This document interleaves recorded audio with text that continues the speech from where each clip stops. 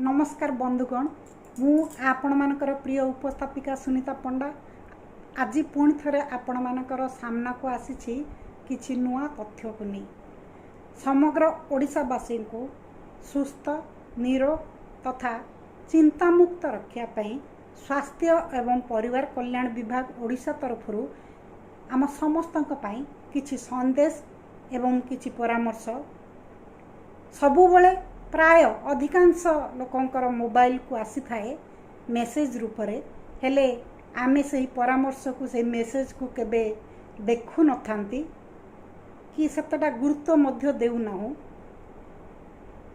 मु भाबिली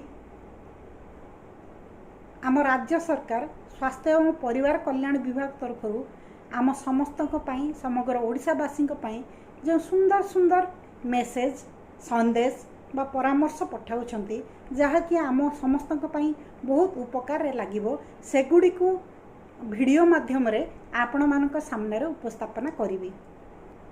तो चलंतु सुनिबा स्वास्थ्य एवं परिवार कल्याण विभाग ओडिशा तरफ आजिर प्रथम मेसेज।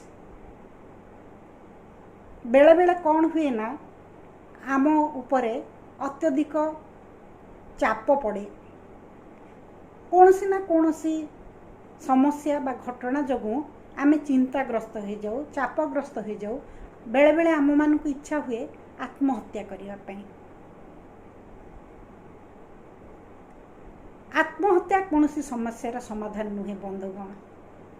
जदि केबे भी यही भली चापग्रस्त बा चिंताग्रस्त हुई आपण मानक मनरे आत्महत्या करिया भली चिंता आसे तेबे तुरंत आपण माने टेलीमानस हेल्पलाइन नंबर 14416 अर्थात 14416 नंबर को डायल करंतु।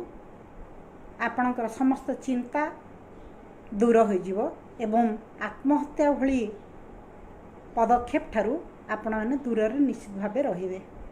स्वास्थ्य एवं परिवार कल्याण विभाग ओडिशा आज पाई एतिकी रे रहुछि। नमस्कार, जय जगन्नाथ।